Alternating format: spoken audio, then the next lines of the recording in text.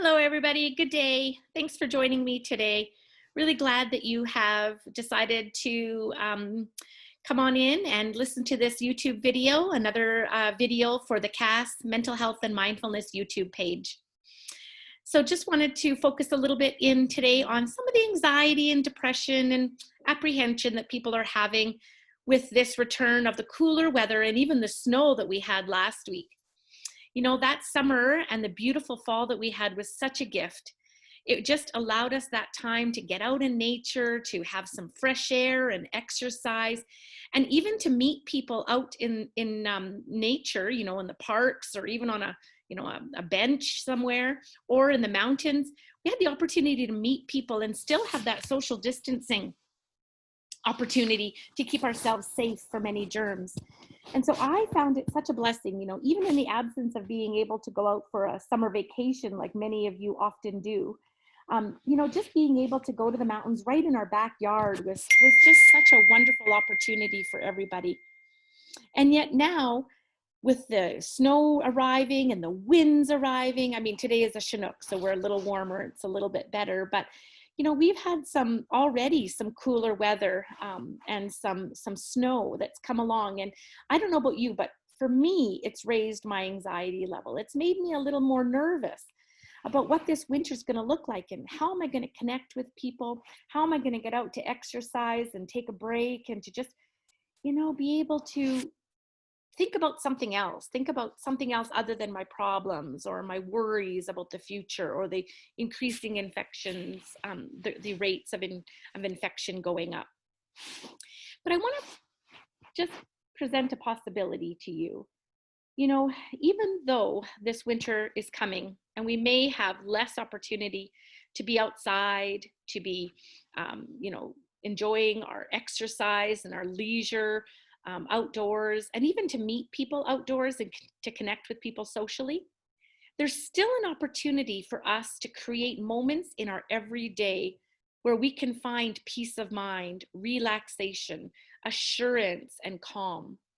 And the way that we can do that, this is just one way, is to do mindfulness during our everyday activities. So a lot of people, when they think about mindfulness, they think about it requiring a bulk of time, you know, 15 minutes, half an hour, even an hour sometimes, where, you know, you take yourself to an isolated place, complete privacy, complete silence, and dedicate that whole amount of time to doing your mindfulness practice. Well, truth be told, not every one of us has that kind of time or that kind of commitment every single day. If you do and you have, great, keep doing it because it's an amazing way to help your mental and your physical health. But if you don't have that kind of time, that's okay. You can do mindfulness even in the everyday mundane tasks that we find ourselves in. So washing dishes, having a shower, raking leaves or shoveling snow, any of those activities that you do, you can do it in a mindful way and thereby allow yourself that moment of peace, of clarity, and of calm. So, you know, think for instance, for a moment, about the times when you say you've walked to the bus stop or you've walked through the parking lot into the mall. And when you get to the bus stop or you get to the mall, you can't even remember walking up into that point. It's all a blur, but you know you walked it. What was happening is you were probably so focused in on your plans for the future or your thoughts about the past that you didn't even, you know, focus in on and therefore be able to remember the time that you spent walking to your destination. Imagine if you could rewind that tape and practice being mindful intentionally during that walk, for example, to the bus stop. You know, imagining focusing in on that present moment by looking at the sights around you, noticing the colors. You know, in a parking lot, you might notice, do I see mostly black vehicles or blue vehicles? There's a spot of red here and there. You might look up to the sky and really focus in on what the sky looks like today. Is it full of clouds? Is it cloudless? Is the sun shining through the cloud? Or is it very bright at all? You might start focusing on what you hear. Do you hear the sound of traffic or the sound that your feet make against the concrete as you're walking towards your destination? Do you hear the sound of birds or the beginning of the pitter patter of rain hitting against the concrete? You might focus in on how your body feels. So as you're walking towards your destination, how do your feet feel on the pavement? And what part of your foot hits the pavement first as you're walking? Is it the ball of your foot? Is it your toes? Is it your heel? What part of your foot is it that hits the pavement first as you're walking towards your destination? That focusing in on the moment to moment awareness of how your body is engaging with the things around you allows you to be fully present, to be fully experiencing that moment as it is. And with your brain focused in on that experience, it's allowed to let go of the things of the future and the things of the past. We can't control the past or the future, but we can definitely control the present. So using your 5 senses and focusing on every detail of the present, which in whatever task you choose, is an amazing way to bring calmness and peace and clarity back to your body and to your mind in your day. So I want to encourage you to do that this week, to just pick an activity every day, whatever it is. Try different activities, even just sipping your coffee. Try to bring that into a mindfulness practice for yourself and see what difference it makes to that moment and to your day in general. It may bring no difference, but it may bring some sort of difference, and that difference may be positive for you. So that's your challenge for this week, is to try that out. I also want to offer you an activity that we could do together. Now, many people have told me that music helps them to feel calm and grounded and get through some really difficult moments. And I agree, music is a universal language. It really just speaks to our soul, to our brains, to our hearts, to our bodies in a way that other things just can't. Music is so powerful. But I want to challenge you in the way that you listen to music today. I want you to try listening to music in a mindful way. And so, focusing in on music, not just for its general sound and its lyrics, but I want you to focus on music as listening to the way that the beats change, the way that the tones change or the pitch changes, the different musical instruments that are introduced into the piece, and how it all sounds not only as a piece all in of itself, but all the little specifics. So really trying to focus as much as possible into the intricacies of the details of the music, and therefore allowing it to be a moment of mindfulness.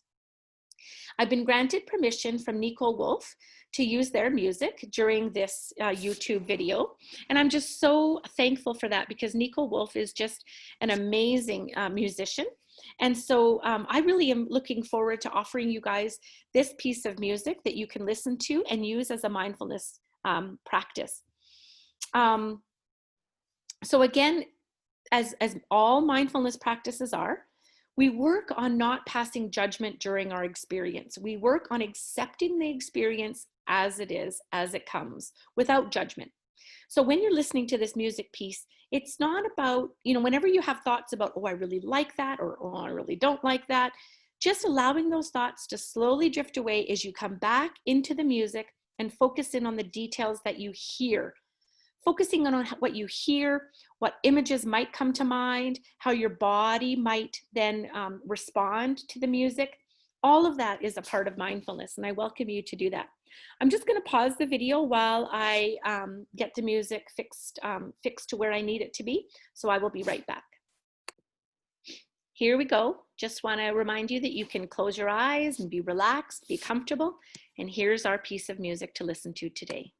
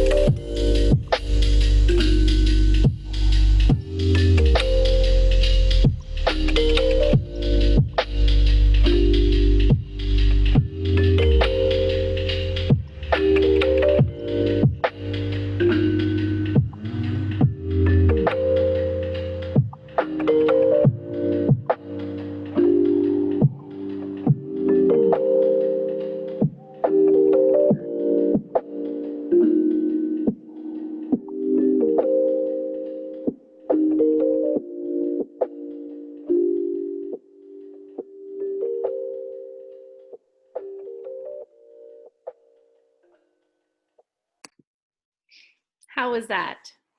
Was that a different way of listening to music for you? Did it make a difference for you in terms of how you experienced it or how you feel now after having used that music as a mindfulness? I just encourage you again to continue to try to find tasks, everyday tasks this week that you can do mindfully. Trying it in a different way could help you to find more peace and calm in your day and to give you that little reprieve, even indoors, even in the cold and stormy weather, and giving you just that little extra peace of mind that we all need during this time of the year as well as this time in our pandemic. I hope you enjoyed NekoWolf's music, and I will put up a link to their Spotify or to their account, and you can listen to more of their music. I'll put that in the little description of the YouTube video today. So have a great week, everybody. I wish you all wonderful, mindful moments this week, and I will look forward to seeing you and connecting with you again next week. Take care. Bye-bye.